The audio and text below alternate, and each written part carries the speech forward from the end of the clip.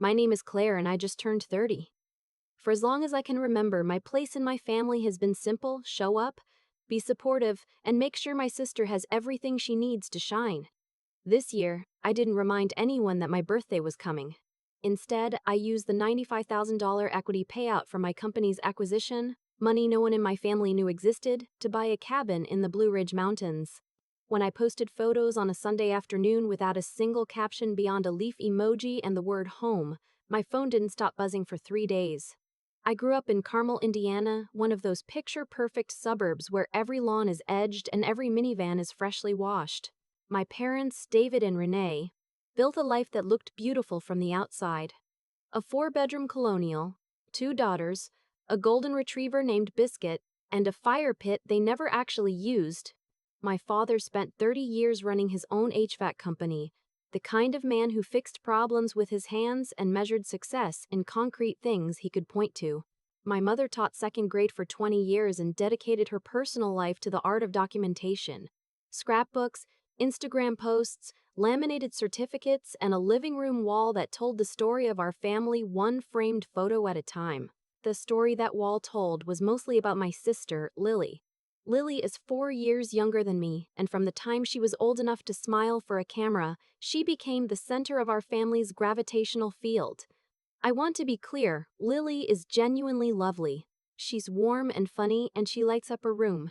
None of what happened was entirely her fault, but there is a particular kind of loneliness that comes from watching your parents turn their faces toward your sibling the way sunflowers track the sun, not because they hate you, but because they simply forget you exist when she walks in. My father was proudest of things that were visible. Lily cheered competitively from age 8, which meant every weekend from September to March involved travel, matching bows, and a camera in my father's hand. When she made varsity as a sophomore, he drove around with a bumper sticker on his truck for 2 years. I ran cross-country all 4 years of high school, qualified for regionals twice, and received one text that said, "Congrats, kiddo," both times. Not a bad text, just a small one. It's hard to explain how much difference the size of a gesture makes when you're 16 and still hoping someone is keeping track. My mother's favoritism was subtler, but in some ways more painful because she was so certain it wasn't happening. She genuinely believed she treated us the same. There were 2 daughters on that living room wall after all. But Lily's photos were large and framed in glass. Mine were smaller, tucked into corners, chosen for how well they coordinated with the color scheme rather than for the moment they captured. The pattern of forgotten birthdays started early and never changed. My 18th birthday fell on a Thursday in May, the same week as Lily's spring showcase, the biggest cheer competition of her season, held 3 states away in Louisville. My parents drove Lily and her team on Tuesday and didn't return until Friday. My grandmother took me out for Chinese food. She ordered extra egg rolls and told me she was proud of me, and I spent the whole dinner trying to be grateful for that instead of crying. She was the one who remembered. She always did. 4 years later, I graduated from Purdue with a degree in computer science. I walked across that stage in May with honors cords around my neck and scanned the crowd until I found my grandmother's face, because I knew she would be the one holding a sign. My parents were there too, in the same auditorium, but they'd driven separately from my grandparents because Lily had her own graduation that same weekend, high school, which everyone agreed was such a milestone. The family party that Sunday was for both of us, theoretically. In practice, it was for Lily, who had a custom cake with her school colors and a slideshow my mother had been assembling for months. My graduation was acknowledged in a toast my father gave where he mentioned my name second, briefly, and immediately pivoted to how proud he was that both his girls were growing up so fast. My 25th birthday coincided with the weekend my parents had planned a surprise engagement party for Lily and her boyfriend Marcus. The engagement had happened 2 weeks before my birthday. I had known about it. Marcus had called me to ask what kind of ring Lily would want, and I had spent 45 minutes on the phone with him going through her Pinterest boards. I helped. I genuinely helped because I was happy for her. But when my mother called to explain that the party would be at our house on Saturday, my birthday, and asked if I could help set up the charcuterie boards on Friday evening, I sat with the phone against my cheek for a long moment before I said yes. My cousin Deb, my mother's niece, who has always had an uncanny ability to notice what everyone else looks through, pulled me aside at the party. She handed me a glass of Prosecco and said, quietly, "Isn't today your birthday?" I told her it was. She looked at the room full of people holding congratulations Lily and Marcus napkins and said, "Claire, come on." I shrugged and told her it was fine. She looked at me the way people look at someone who's been standing in the rain so long they've forgotten they're wet. By the time I turned 28, I had stopped expecting anything and started planning private celebrations instead. A nice dinner alone, a movie I'd been saving, a long trail run in the morning. That birthday, my mother sent a card that arrived 2 days late with a post-it note stuck to the inside that said, "Sorry, hectic week." Lily's baby shower planning has been a lot. She had genuinely meant it as an explanation rather than an apology. I taped the post-it to the inside of a kitchen cabinet and left it there as a kind of reminder to myself, a small monument to the accumulation of small omissions. Meanwhile, Lily's celebrations were events. Her 30th birthday, which hadn't happened yet but was already being discussed at family dinners 2 years in advance, was apparently going to involve a rented venue and a photo booth. For her 25th, my parents rented a paddleboat, invited 30 people to a lake house my aunt owned, and my mother wore a dress that matched Lily's. For her baby shower, they flew in Lily's college roommates and hired a caterer. My mother cried giving her toast. It was genuinely beautiful. I sat at a table near the back with Deb and Marcus's sister and clapped at all the right moments. I don't tell any of this to make Lily sound like a villain, and I don't tell it to make my parents sound monstrous. I tell it because the slow drip of being overlooked by the people who are supposed to see you clearest does something to a person over years and years. It teaches you to make yourself small, to never need too much, to celebrate privately so you can't be disappointed publicly. I took that smallness and I built a career with it.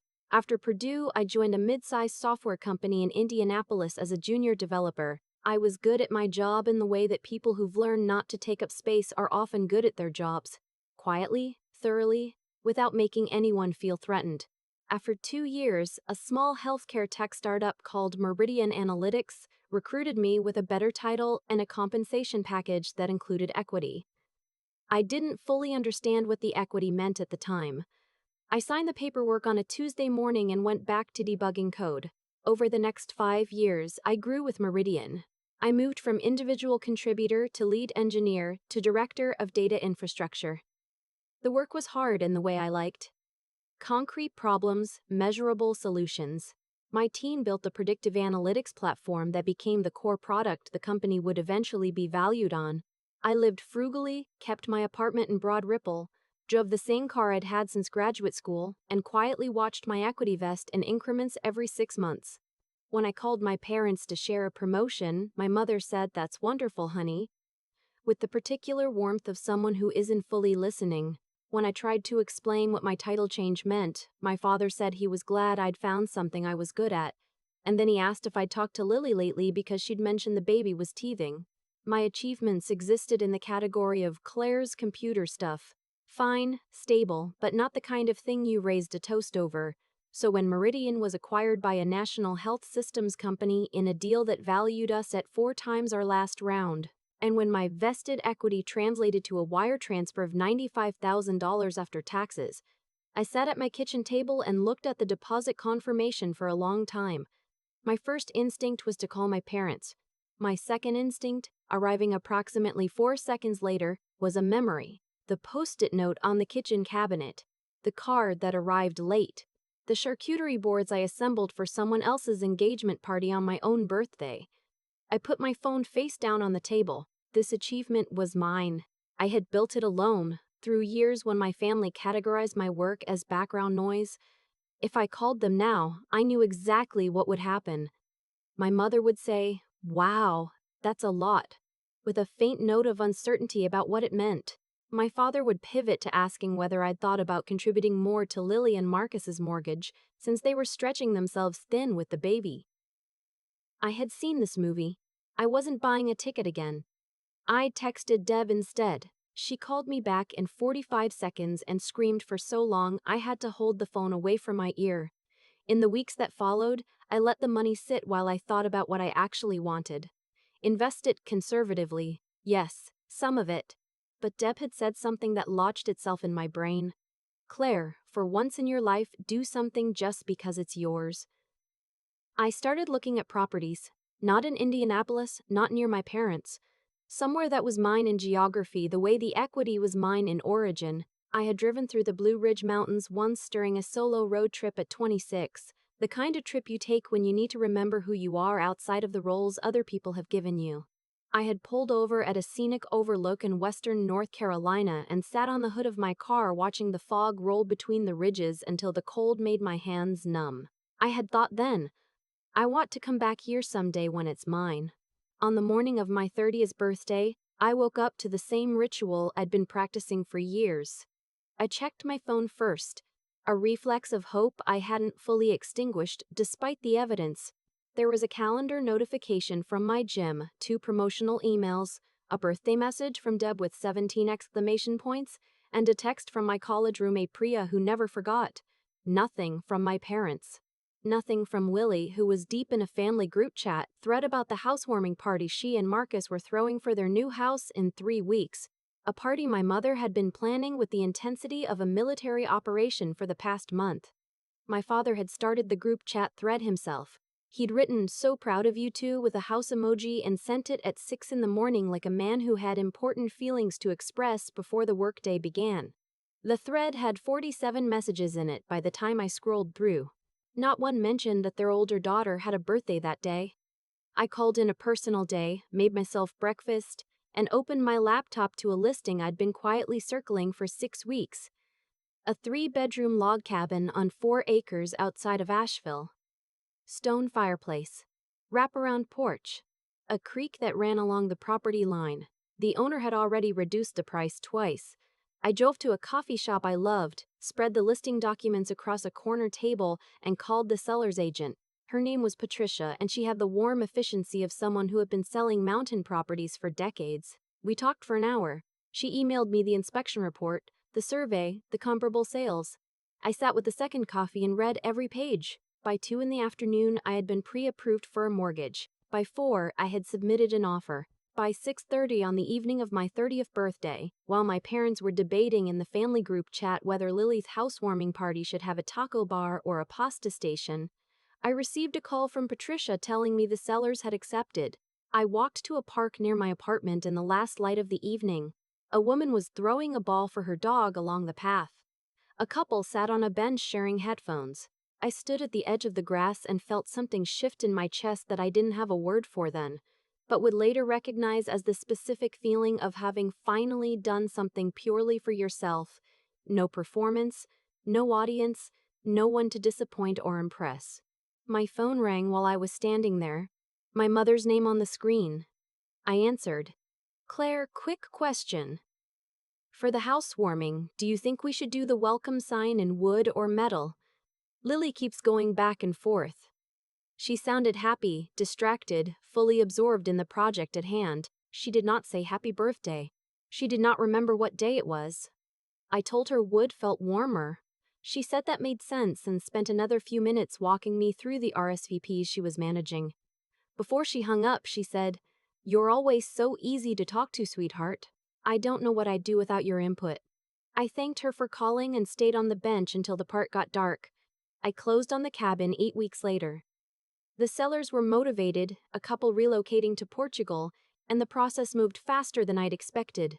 I still remembered a casual Sraz and Burdady, and drove the 6 hours to North Carolina the same afternoon, arriving after dark with a flashlight, an air mattress, and a cooler of groceries. Standing on the porch in the dark with mountain air on my face, listening to the creek, I thought about the post-it note still taped to my kitchen cabinet and what it had taken me to get from that to this. I spent 3 weekends turning the cabin into something that felt like me. I refinished the floors in the main room, replaced the kitchen hardware, bought furniture that was comfortable rather than impressive. On the screened porch, I hung string lights and the hammock and a wind chime Deb sent me as a housewarming gift. I planted ferns along the porch steps. I cooked elaborate dinners for one and ate them watching the tree line. On the 5th weekend, Deb drove down and we spent 2 days hiking and sitting by the creek and talking until 2 in the morning. She walked through every room 3 times. At dinner on Saturday, she put down her fork and looked at me. This is the most you I've ever seen anything be, she said. Like it's not trying to impress anyone. It's just exactly right. I had to look away for a moment. On Sunday afternoon, before we drove back, I took photographs. The morning light through the kitchen window, the hammock on the porch with a book, spine up on the armrest, the creek through the trees, the stone fireplace with the fire I'd started. I sat with them on my phone and felt the same pride I'd felt the night the acquisition closed. The clean, private kind with no audience. I opened Instagram. I hadn't posted anything in months. I selected 6 photos and typed the only caption that felt true: home. I posted it and drove back to Indianapolis. By Tuesday morning, I had 43 comments. Most were from friends and former colleagues, warm and surprised. Then, near the bottom, the family notifications started arriving. My mother, Claire. What is this? Whose house is that? Call me. My father. Where's this property? Is this a rental? Call your mother. Lily. Okay, so mom is freaking out. What's going on? Is this yours? There were messages from Lily's husband Marcus, my aunt, 2 cousins I hadn't spoken to in a year. By the time I got to my desk with my coffee, my mother had called 4 times. What struck me, reading through all of it, was the shared assumption embedded in every message, that I couldn't possibly own such a place. That ownership was not a category that applied to me. I was the reliable one, the background one, the one who helped with charcuterie boards and gave input on welcome signs. People like me didn't buy mountain cabins. People like Lily got things. I let the calls go to voicemail. I went to work. I came home and made pasta and watched something forgettable on television. I did not explain myself. My mother called again on Wednesday evening. I picked up. Claire, I has been out of my mind worried. That property, is that yours? Did you buy a house without telling anyone? That's not possible. It's possible, I said. It's mine. I bought it about 2 months ago. Silence. Then, how? Houses like that must have cost hundreds of thousands of dollars. It cost $280,000, I said. I put $95,000 down. Where did you get $95,000? She said it the way people say things they're afraid to understand. I received an equity payout when my company was acquired. I've been at Meridian for 5 years. Another silence. When she spoke again, her voice had shifted into something careful and slightly injured. Why wouldn't you tell us? Something this major. We're your family. Why would you keep this to yourself? I had been preparing for this question without knowing I was preparing for it. Because no one called me on my birthday, I said. 30 is a milestone. You were in a group chat about Lily's housewarming for a month. No one mentioned my birthday once. The silence this time was different. Heavier. We've been so busy with the housewarming, she started. You're always busy with something that involves Lily, I said. Not unkindly, just plainly. That's been true for my entire life. My graduation, my 25th birthday, my 20th birthday. There's always a reason. I've stopped being surprised by it. What I stopped doing recently is letting it hurt me and then hiding the hurt so everyone stays comfortable. The cabin is mine. I built it with money I earned doing work no one in this family ever asked about. I don't need permission for it. Claire. Her voice had tears in it. We love you. I know you do, I said. I've never doubted that. But love isn't the same as paying attention. You love me, and you forgot my 30th birthday. Both of those things are true. My father called the next morning, earlier than usual. He is a man who processes things overnight and comes back with his position assembled. I answered because I wanted to hear what position he'd assembled. Your mother is very upset, he said, which was his way of opening without admitting he was upset himself. I imagine so, I said. You could have told us about this property. Property purchase is serious. Do you know anything about maintaining a structure in a mountain climate? The moisture alone. I've already connected with a local contractor and a property management company, I said. Patricia gave me referrals. I've handled the winterization checklist. I've read about altitude weather patterns and I know what I'm dealing with. A pause. My father is an HVAC contractor. He respects preparation. You did your research, he said. I do my research, I said. I have been doing my research at work and in my life for years. You just haven't been watching.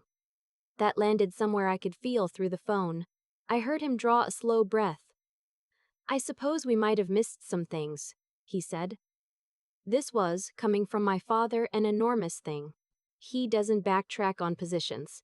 He offers amendments to them. You missed a lot of things, Dad, I said. But I'm not calling to litigate the past. I just wanted you to understand why I didn't tell you. I shared things with you for a long time and felt them fall through the floor. Eventually, I stopped dropping things. We arranged to have dinner the following Saturday, all of us, at a restaurant my mother chose. I drove there with Deb, who offered to wait in the parking lot in case it went badly. I told her she didn't need to. She came anyway and sat in the car with a podcast and a bag of pretzels like the best person I know. My parents were already seated when I arrived. Lily and Marcus had a sitter for the baby and came separately. We ordered drinks before anyone said anything about the real reason we were there. And for 20 minutes we performed the small talk of people who are waiting for something. It was Lily who broke it open. She put her menu down and looked at me with an expression I hadn't seen on her face before, something unguarded and slightly ashamed. I want to say something before Mom and Dad get into everything, she said. I looked at your photos again, like actually looked at them. And I started looking back at other stuff, family pictures, old posts. You're always on the edge of every single one. I don't know how I never saw it before. She shook her head. I'm really sorry, Claire. I think I let myself not see it because it was easier. I looked at my sister across the table and felt something loosen. She had gone looking on her own. No one had made her do that. Thank you, I said. That means more than you know. My mother, who had been holding a water glass in both hands like something to anchor herself, said, We never meant to make you feel invisible. Her eyes were full. I know, I said, but intentions don't change patterns. You meant well for 30 years and still forgot my birthday 30 years in a row. The meaning doesn't undo the pattern. My father cleared his throat. He picked up his fork and set it back down. You said you stopped sharing things because they fell through the floor. I don't want that to be true of us. It's been true of us, I said. I'm not saying it can't change. I'm saying it has been true. And I needed to say that out loud in front of all of you instead of absorbing it quietly and pretending otherwise. We ate dinner. There were uncomfortable silences and some things were said that were hard on both sides. My father made a comment about the financial wisdom of mountain real estate that was, I think, his version of a compliment. My mother asked 3 careful questions about the cabin, the rooms, the porch, the creek, that told me she had been looking at my photos more than she'd let on. Lily asked if she could visit sometime, just us, without a crowd. I said yes. I didn't deliver a speech. I didn't hand them a list of grievances. I said what I had to say, I heard what they had to say, and I drove home with Deb afterward and ate gas station snacks in her passenger seat and cried a little and laughed more. In the months that followed, things didn't transform, they shifted. My mother started putting dates in her phone for things that mattered to me. A work presentation I mentioned, a trail race I'd signed up for. She called the morning of my race and left a voicemail that just said she was thinking of me and she was proud. I listened to it 3 times. My father texted me once, unprompted, a first with a link to an article about property taxes in North Carolina and a 1-line message. Thought this might be useful for your investment. It was practical and imperfect and completely him. And I texted back a thank you and meant it. Lily came to the cabin on a Friday in October, just the 2 of us. We drove into Asheville for dinner and walked through a bookstore for an hour and talked the way we'd never quite managed to when we were girls in the same house performing different roles in the same production. She told me things about her own life she'd kept private. I told her about the years I'd learned to make myself invisible to keep the peace. We sat on the porch that night with wine and blankets until the cold drove us inside, and at some point she looked at the fireplace and said, "You really built this for yourself, didn't you? Like, from nothing." And I said yes, and she said, "I think that's the bravest thing I've ever seen anyone do." I am writing this from the porch of my cabin on a Sunday morning in November. The trees are bare and the creek sounds louder without the leaves to muffle it. I have a cup of coffee that has been perfectly the right temperature for the last 20 minutes, which only happens when you're somewhere quiet enough to actually drink it at the right pace. I have not stopped wanting my family's recognition. I think that particular want is stitched into a person before they're old enough to name it, and it doesn't fully unravel no matter how much work you do. But wanting it and requiring it are different things. I used to require it. I used to arrange my interior life around the hope that this birthday, this achievement, this accomplishment would finally be the one that registered. It never was, and the waiting hollowed me out more than the disappointment. What changed wasn't my family. Not entirely. What changed was the decision to stop making myself the opening act for everyone else's main event and start treating my own life as the thing worth centering. The cabin didn't fix anything, but it proved something to me that 30 years of quiet competence hadn't quite cemented. I am capable of building something real and beautiful and mine, with no one's permission and no audience, and I can be proud of it before anyone else notices it exists. That proof was what I'd been waiting for, not from my parents, from myself. If you're watching this and you recognize your own life somewhere in mine, the quiet corner of every family photo, the birthday that got absorbed into someone else's celebration, the achievement that fell through the floor, I want you to hear this. The validation you've been waiting for is not coming from where you've been looking for it. Not because the people in your family don't love you. They probably do. But because love isn't the same as attention, and attention isn't the same as seeing someone, and seeing someone is the specific thing you deserve and the specific thing you'll have to start doing for yourself. Build the thing. Buy the cabin. Sign the papers on your birthday when no one calls. Document it not for the people who forgot to look, but for the version of you who spent years believing she wasn't worth looking at. She was always worth it. She just had to figure that out without anyone's help. Leave a comment if this story hits something in you. Subscribe if you want to hear more. And if there's someone in your life who needs to hear that they're allowed to take up space, send this to them. Sometimes the most radical thing you can do is simply decide you matter without waiting for a vote.